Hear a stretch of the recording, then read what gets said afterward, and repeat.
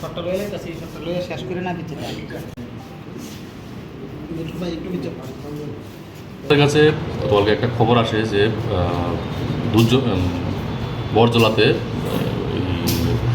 কয়েকজন drug dealer huge quantity of drugs নিয়ে drugs dealing করছে। সেই অনুযায়ী আমরা ওই অ্যাজ পার ইনফরমেশান আমরা ওইখানে রেড করি।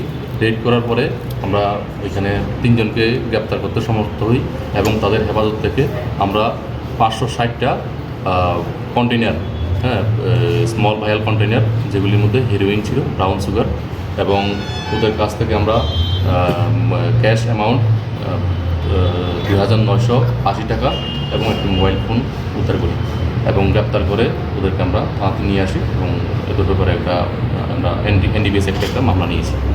এটা কত টাকা হতে পারে? আটককৃত ক্যাশ অ্যামাউন্ট সহ ওই সামগ্রীগুলির কালোবাজারি বর্তমান মূল্য আনুমানিক 1.5 লক্ষ টাকা। কতদিন ধরে তারা এই ব্যবসার সাথে জড়িত? ওরা অনেক দিনই জড়িত। ওদেরকে এর মধ্যে 2 জন এর আগেও আমরা গ্রেপ্তার করেছি, জেল ছিল, এখন আবার গ্রেপ্তার হয়েছে।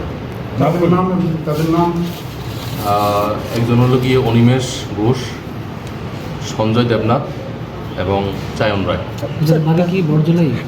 একজনের বাড়ি বরজলা, একজনের বাড়ি গুর্খাবস্তি, আরেকজনের বাড়ি শ্যামলী বাজার।